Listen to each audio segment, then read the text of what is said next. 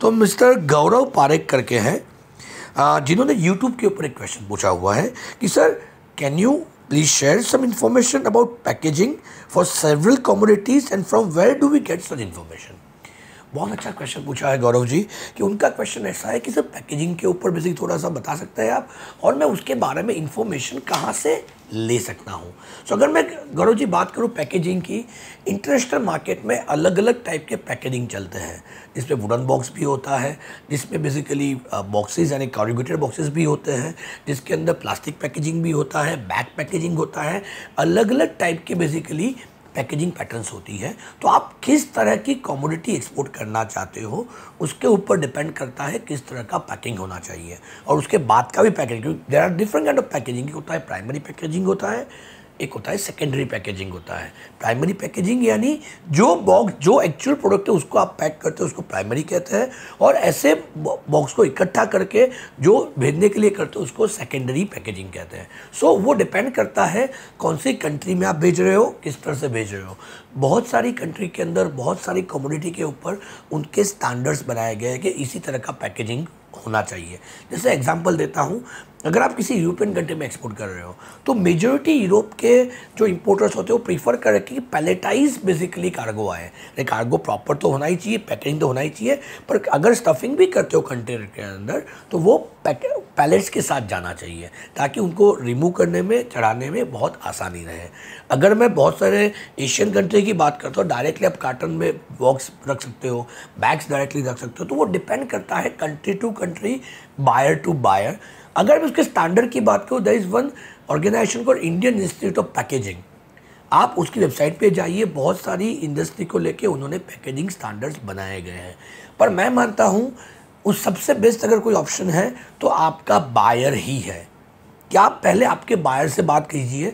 जब भी आप कॉन्ट्रैक्ट साइन करने की बात करते हैं, बायर का ऑर्डर देने की बात करते हैं, उसमें क्लियरली पूछ लीजिए उसको कि आपको पैकेजिंग किस तरह का चाहिए, और ज़रूरी है कि कितने प्लाई का चाहिए और कितनी स्ट्रेंथ का चाहिए। क्योंकि बहुत बार ऐसा होता है, मैं देखता हूँ हमारे इंडिया से जो प्रोडक्ट एक्सपोर्ट होती है, मेजॉरिटी अगर बाहर जाने की सबसे बड़ी अगर क्वेरी आती है तो वो बॉक्स दब जाने की होती है।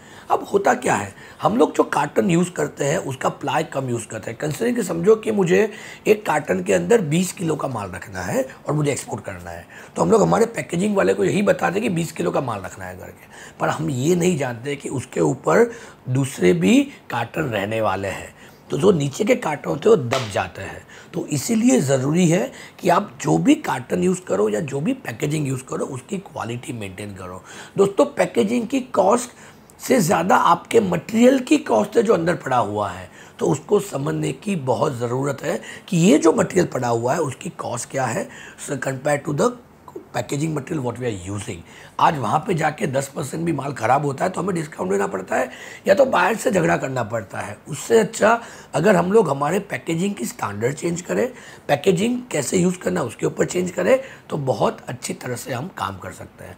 हम लोग एज एन एक्सपोर्टर हम लोग ऑलवेज प्रीफर करते हैं, जब भी एक नया किसी बायर के साथ ऑर्डर प्लेसमेंट करते हैं, नया फर्स्ट ऑर्डर चढ़ाते हैं, बिफोर शिपिंग द कार्गो हम लोग उसको एक पूरा का पूरा कार्टन भेज देते हैं to check the quality of the carton as well along with the material inside, ताकि बाद में जाने के बाद उसको कोई तकलीफ नहीं आए। राइट, सो मेरी गुजारिश है, it's the best way to speak to your buyers, क्योंकि सिर्फ पैकेजिंग नहीं, उसके ऊपर के मार्क्स एंड नंबर्स भी बहुत इंपॉर्टेंस रखते हैं। राइट, क्योंकि मार्क्स एंड नंबर्स इसलिए इंपॉर्टेंस होता है कि वो आइडेंटिफाई करता है कि कार्गो कैसा है। कि बहुत सारी कंट्री के खुद के रूल्स रेगुलेशंस होते हैं वो मार्क्स एंड नंबर्स को लेके, कि आपका ऐसा ही पैकेजिंग होना है, उसको ये मार्किंग होना चाहिए, इस तरह से लिखा होना चाहिए, ये चीज़ें मेंशन की हुई होनी चाहिए। राइट, सो वो आपके लिए बेस्ट पर्सन जो है आपका बायर है, जो आपको बताएगा कि उसको किस तरह से चाहिए। पर फिर भी अगर मैं बात करता हूँ जनरल केस में, यूरोपियन मार्केट में अगर आप बात करते हो तो you have to send it with the pallets.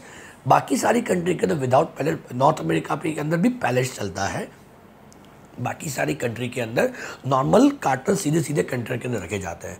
Varieties of carton packaging also available there, varieties of bag packaging also available there. हम लोग ड्यूरिंग द प्रोग्राम में सारे कैसे कैसे पैकेजिंग होते हैं, क्या क्या स्टैंडर्ड्स होते हैं, किस तरह से होते हैं, ये सारी चीज़ें हम लोग आपको बताते हैं। पर मेरी आप सब लोगों से गुजारिश है, जिस बायर से भी आप काम करते हो, उस buyer is the best person to know which kind of packaging he is looking for. हाँ, अगर आपका बायर पहली बार कर रहा है तो उसको बताइए कि आप पहले चेक कर लो वहाँ पे किस तरह का पैकेजिंग चलता है, उसी के हिसाब से पैकेजिंग बनाओ और आगे भेजो। I am sure Gaurav ji आपको आपका आंसर मिला होगा। अगर आपको ये अच्छा लगता है तो मेरी गुजारिश है प्लीज़ ज़्यादा से ज़्यादा लोगों तक पहुँचाइए, शेयर कीजिए, ताकि आपका भी जैसे डाउट सॉल्व हुआ है दूसरे लोगों को भी ये क्वेरी सॉल्व हो पाए और हमारा जो गोल्डन बर्ड मिशन है उसमें हम लोग एक कदम आगे बढ़ पाए। और भी कुछ क्वेश्चन पूछना है #AskReply लिख के आप क्वेश्चन पूछ सकते हैं।